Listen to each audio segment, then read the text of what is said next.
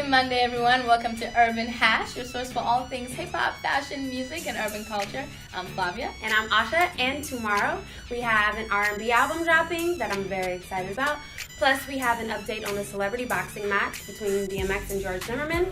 More on all of that in a minute, but first, let's talk fashion. Yes, this week was New York Fashion Week, and a lot of our favorite celebs hit the red carpet, but one lady in particular made 3 appearances that I felt we had to talk about, and that is Miss Kelly Rowland.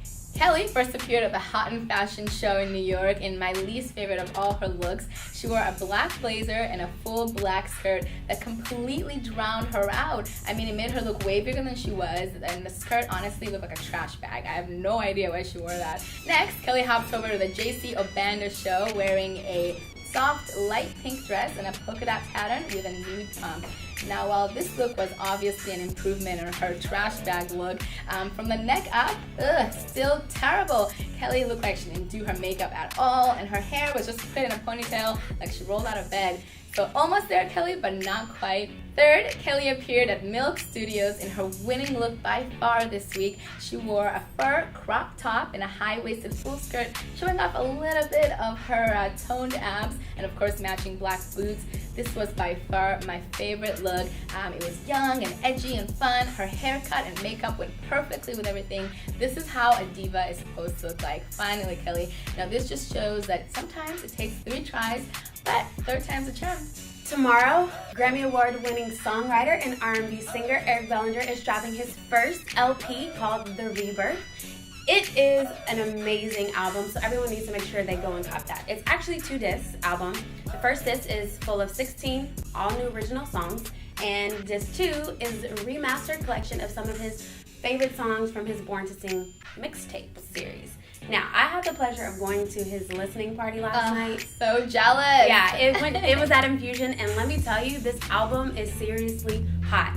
I mean, aside from his radio hit, I Don't Want Her, and a song that he has with Ty Dolla $ign called 9 Lives, the album is just straight classic, timeless R&B. So if you call yourself a true music lover, then make sure you go and get that. It's available today on pre-order on iTunes, or you can just wait till tomorrow to download it.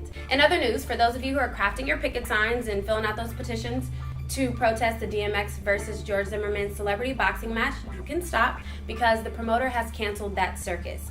If you do not know, George Zimmerman is the man who was acquitted for killing 17-year-old Trayvon Martin.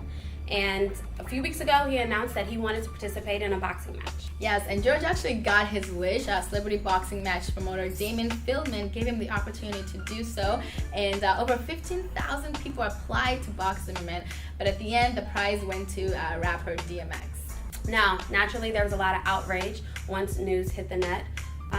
And eventually Feldman caved and announced via Twitter on Saturday that he was canceling the 3-round fight. DMX claimed he wanted to participate in the fight on behalf of every black person who's ever been wronged by the system. And he did promise to beat the F out of George Zimmerman and break every rule in boxing in order to do so. That's actually why there were some supporters of the fight. A lot of people thought that this would be closure for the black community if Zimmerman got beat up, and that it would take something that started on the streets and bring it back and finish it on the streets. Although I think what a lot of those people are forgetting is that the DMX they once knew is not the same guy that would have been fighting George Zimmerman.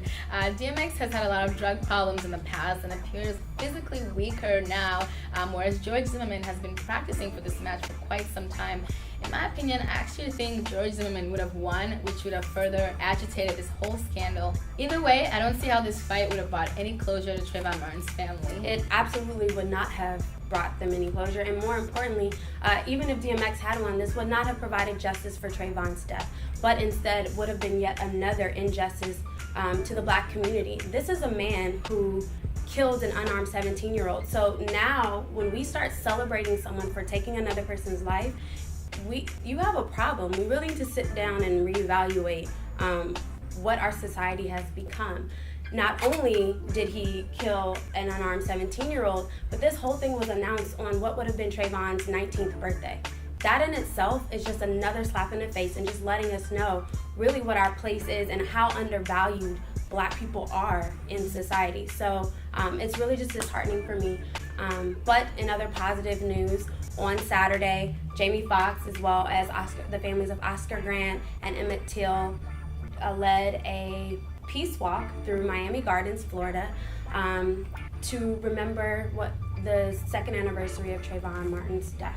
See, I'm glad when things like that get attention as opposed to this fight. Right. But we want to know what you think, so please tweet us at CoolFlame and tell us what you think about this fight, as well as everything else we talked about today at Urban Hash. I'm Flavia. And I'm Asha, and don't forget to download The Rebirth tomorrow. Bye. Have a good day, everyone.